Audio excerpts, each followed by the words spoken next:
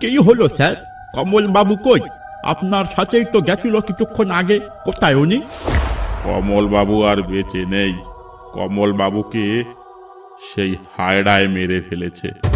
হায়রা? কি বলছেন এসব? হায়রা কি করে জীবিত হতে পারে এতদিন পর? জঙ্গলে এখন খুব বিপদ। আজ একজন মরেছে, কাল আরো কজন লোক মরবে তার ঠিক নেই। তাহলে এখন উপায়? কাল সকালে গ্রামে খবরটা ছড়িয়ে দিতে হবে, যাতে কিছুদিন কেউ জঙ্গলে না যায়। মাঝি মৌলেরা। ঠিক আছে দারোগা বাবু, চলুন। সাবধান সাবধান সাবধান! গ্রামের সবাইকে কঠোরভাবে জানানো যাচ্ছে যে জেলে মাঝিরা যেন কিছুদিন জঙ্গলে না যায়। জঙ্গলে সেই হায়রা জীবিত হয়েছে।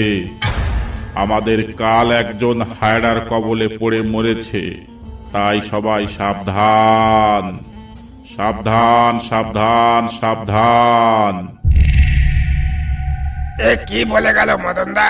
ফরেস্টার থেকে এমনিতে ঘরে চাল ছিল, কিছুই জ্বলছে না, তারপর এখন যদি জঙ্গলে না যায় তাহলে খাবো কি? আরে বাদ দাও তো, ওদের মতো ওরা বলে গেল, আমাদের মতো আমরা জঙ্গলে যাবই, তাতে যা হয় হবে। মরার ভয়ে হাত পা গুটিয়ে বসে থাকলে আমরা তো না খেয়ে মরবো। কিন্তু মদনদা, ওখানে গেলেই তো হায়রার মুখে পড়তে হবে। একবার ভেবে দেখো। আরে এতে অত ভয় পাবার কি আছে? জঙ্গলে তো আমাদের যেতেই হবে।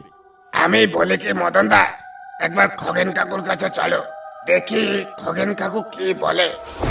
তা কথা মন্দ বলনি, চলো তাহলে একবার খগেন কাকুর বাড়ি চলো, দেখি খগেন কাকু কি বলে। চলো তাহলে।